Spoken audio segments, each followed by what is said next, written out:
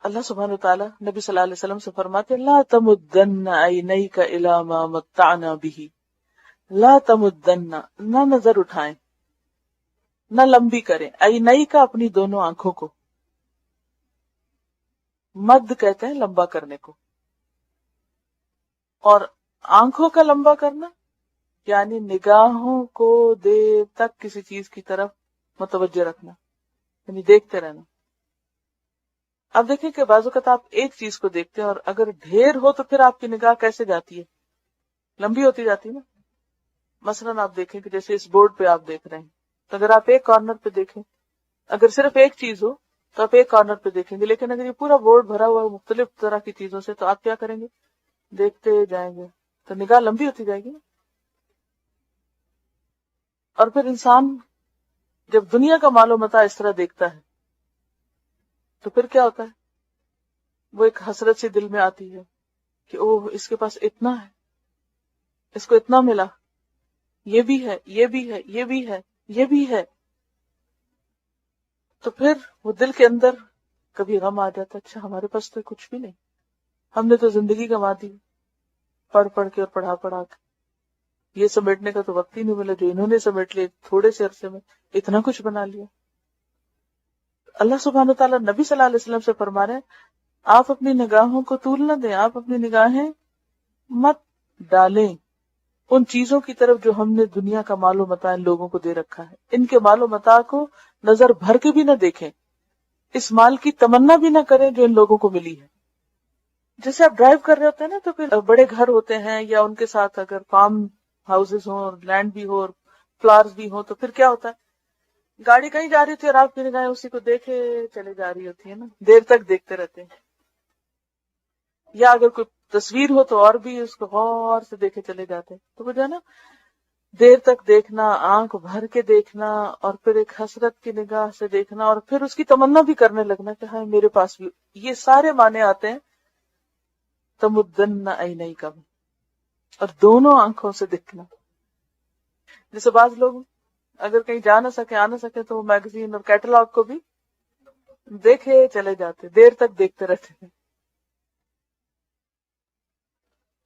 یعنی دنیا کے لوگوں کو جو ہم نے مال و متاع دے رکھا ہے اس کی طرف نظر اٹھا کے بھی نہ دیکھیں۔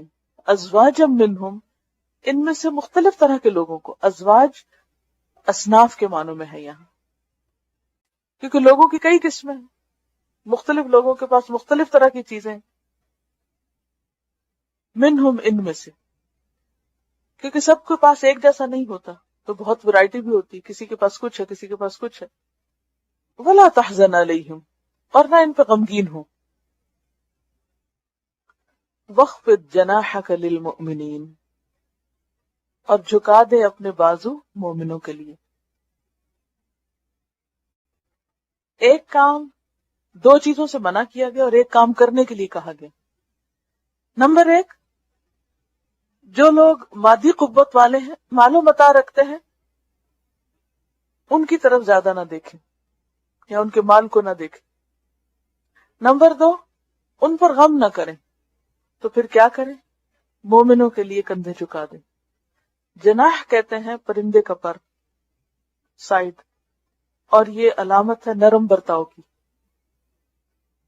جھکاؤ کی، کیونکہ جب آپ لوگوں سے نرم برتاؤ کرتے ہیں تو لوگ آپ کے دوست بن جاتے ہیں۔ مخلص دوستوں کا ملنا، سنسیئر لوگوں کا قریب ہونا، اس سے کہیں بڑی نعمت ہے کہ انسان کے پاس ڈھیروں مال ہو، سونا چاندی ہو، لیکن اس کے پاس کوئی سنسیئر دوست نہ ہو، کوئی اس کا خیر خواہ نہ ہو، لوگ اس سے محبت صرف اس کے مال کی وجہ سے کرتے ہیں، اور جب مال چلا جائے تو منہ پھیر جائیں۔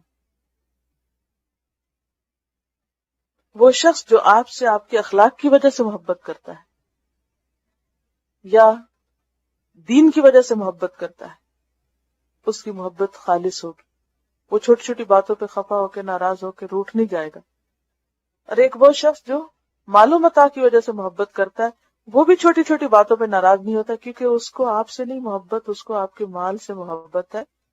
ہاں اگر مال چلا جائے تو پھر وہ بھی چلا جاتا ہے۔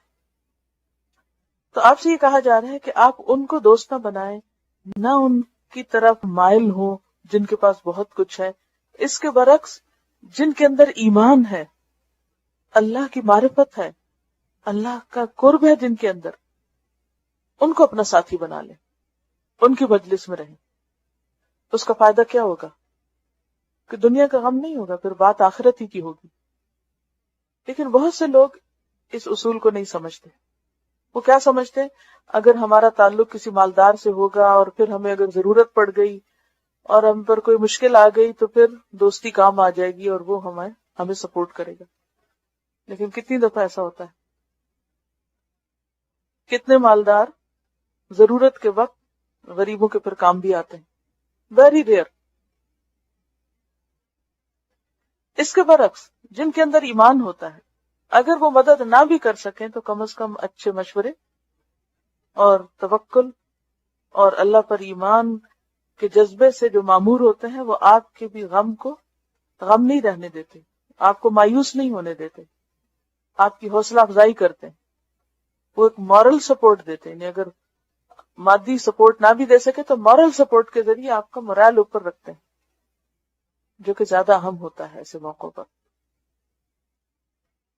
اور ویسے بھی ہم دیکھتے ہیں کہ اصحاب الحجر کے پاس کیا نہیں تھا، کتنے بڑے بڑے گھر تھے، لیکن ان کا انجام کیا ہوا؟ مادی قوت ان کو اللہ کے عذاب سے نہیں بچا سکی. قوم عاد جسمانی طاقت میں بھی بہت تھے اور گھر بھی بہت بڑے بڑے بنا رکھے تھے انہوں نے. ان کے ساتھ کیا ہوا؟ ان کا انجام کیا ہوا؟ اسی طرح قوم لوط جن کے پاس اتنی بڑی آرمی تھی، قوم شعیب ایکا والے جن کے پاس اتنا بڑا جنگل ہو. اب دیکھیں کہ جنگل کیا ہے، کتنا زبردست ریسورس ہے، آمدنی کا ذریعہ ہے. لیکن سارے ریسورسز والے اللہ کے مقابلے میں ٹھہر نہ سکے. ہاں، ایمان والے اگرچہ تعداد میں کم بھی کیوں نہ ہوں، لیکن اللہ کی مدد اور تائید ان کو حاصل ہوتی ہے.